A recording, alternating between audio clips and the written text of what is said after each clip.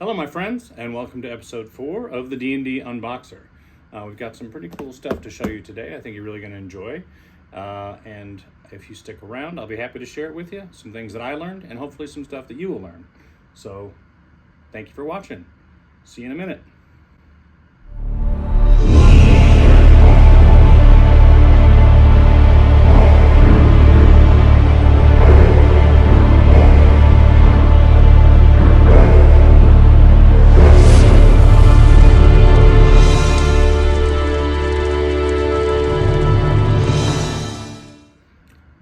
Cool. So before we begin, as my tradition continues, let's have a refreshing beverage. Thank you for joining me. Cheers to you. It'll be like Dean Martin. You'll never really know what's in there. It's going to be a trade secret. But I digress. So today I'm going to show you the contents of this box. One of the things I love about collecting Dungeons & Dragons stuff is buying collections. Because it's such an assortment of things, and 9 out of 10 times there's something inside I didn't really know about and I learn, and today is a very good example of that. So let's show you what's in here, and maybe you will learn as well. Okay, cool. Let's see if I can keep all my fingers in the process. Ooh, get some stuff out of here. Wrapping. Cool. All right, it's an earlier collection, which is what my primary interest is. And it's a little assortment of stuff. So the very first thing is the Fiend Folio, right? That came out in 80. There had already been a monster book that came out in 79 called The Player's Handbook, called the Monster Manual. I'm going to leave that in. But I guess there was an appetite for more monsters. So the Fiend Folio was created. And it's got some pretty cool and unusual stuff and just an iconic cover. Really well done. Everything from this period is is my particular favorite. The book itself, collecting-wise, it's got some dings, you know. This was a copy the kid played with. It's got a remnant of the original price sticker on there. Can't quite make out what they paid back in 81. There's a name in it. Pretty standard. But yeah, I mean, even if there's some water staining on here, so this really does qualify as a player's copy. But if you don't have one and you put it on your shelf, you know, no worse for wear. Keep it until you can upgrade that copy. And then we get into a little later in the 80s, I think, 85. I may have to edit this. But anyway, it's Unearthed Arcana. Kind of a weird time for TSR. They were cranking out a lot of books at the time, a lot of accessories and things beyond the core books that had already come out. And this is a little bit of a mishmash. I think if you Google it, you'll see it's had mixed reviews about its value to a player. It's still cool. It's still Gary. And this particular copy is beautiful. I actually think it's a first printing. You can look at the back and see the different types, and there's an amazing resource called the Achaeum, and I will link it, and that will tell you everything you need to know about, you know, print runs and, you know, which version of a book or a module you've got. It's unbelievable. My friend Bill put it together, and it's ridiculous. So this is really nice. This is in much better shape than the Fiend Folio. A lot of the orange on this particular run of books was prone to sun fading. This one's still solid. So I give this really high marks. This would be a valuable book. Also from the mid 80s, I think 84, you've got Quest for the Hearthstone. The Heartstone, rather. This one's pretty beat up.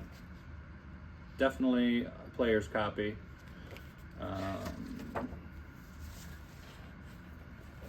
Oh, okay, so this is cool. It's complete. Nice map. They started to get into some more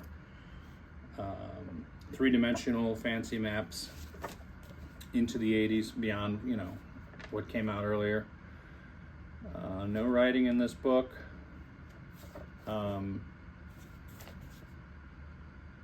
It's quite nice. This is for the expert game. So at this point, Beckme had come out. We talked about that in an earlier video.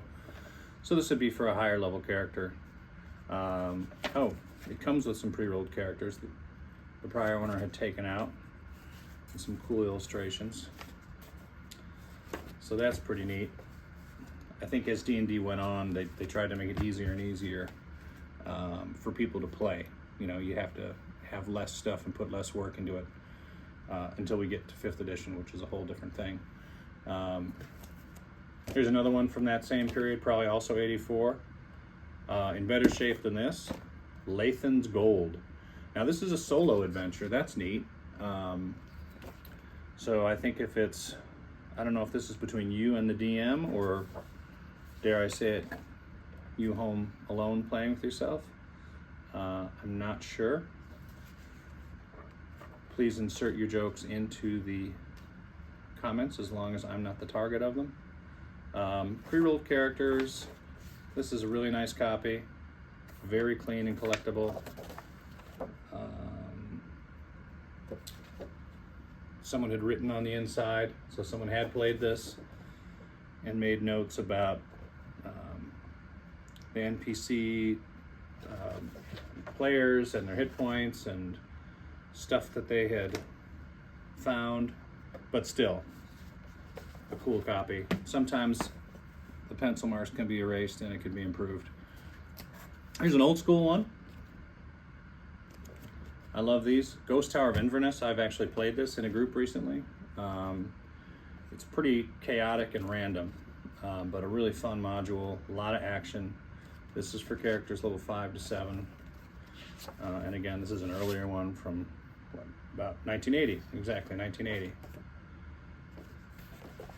And you can see the older style maps that are very, you know, one-dimensional, and but they get the job done. This is a pretty elaborate adventure. Alan Hammock, and I believe he's still alive. So God bless you, Alan. That's a good one. Another old one, Dwellers of the Forbidden City.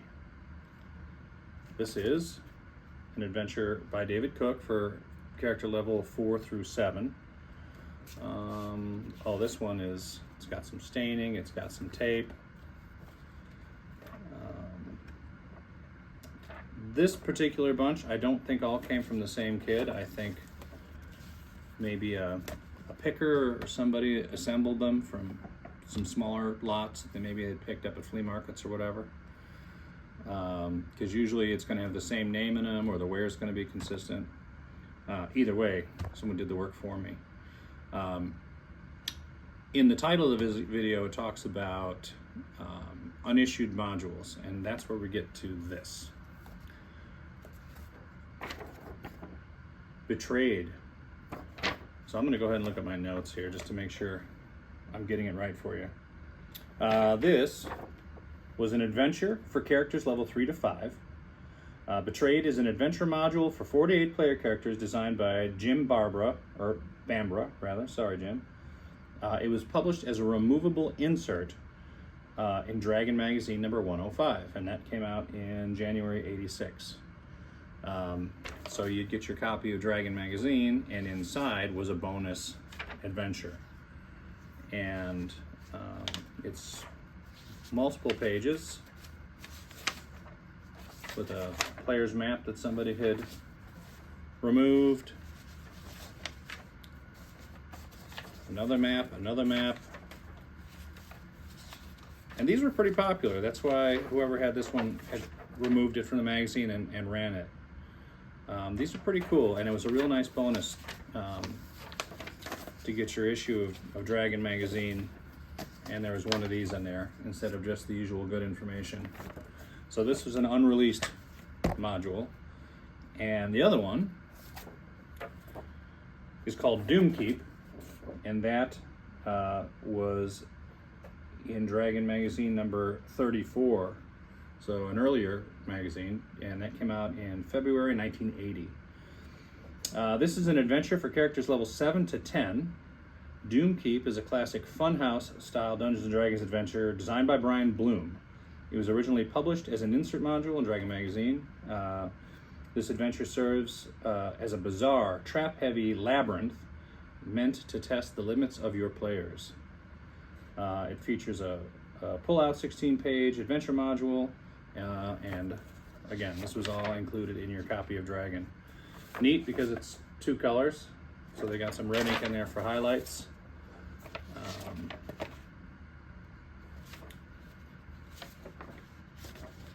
I know it's not the best way to read it. It might be on a website called Drive-Thru RPG, and there's another one called Dragon's Foot with a lot of really great info.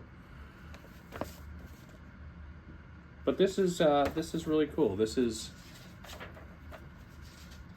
fun to have. Not everybody realizes that some of the old issues of Dragon had modules in there, unreleased modules. And when I say released, I mean an official one. Like this, that's coming up. One of the all-time favorites. I think it was rated like number 3 or something of all the modules ever released for Dungeons & Dragons. Tomb of Horrors, the original TPK module. That means Total Party Kill. Bad. Great for the cruel dungeon master, bad for the party.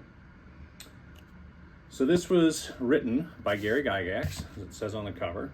And it was, I believe, yes, originally written for and used at the 1975 Origins 1 convention. The first published module came out in 1978 and was monochrome. I happen to have one in my personal collection, which I pulled out for you guys. So this is what it looked like when it came out in 78. All of these original ones from the first run in the late 70s were just monochrome, 2 colors, and classic. But isn't that a beautiful cover? I mean, they both are. Tell me in the comments which one you like the better, the full color or the monochrome. I think they're both gorgeous. But anyway, it was a tournament module, and Gary at this point had gotten tired of, as the story goes, tired of players who had made their characters so powerful and they were so full of themselves and they thought that they couldn't be beaten.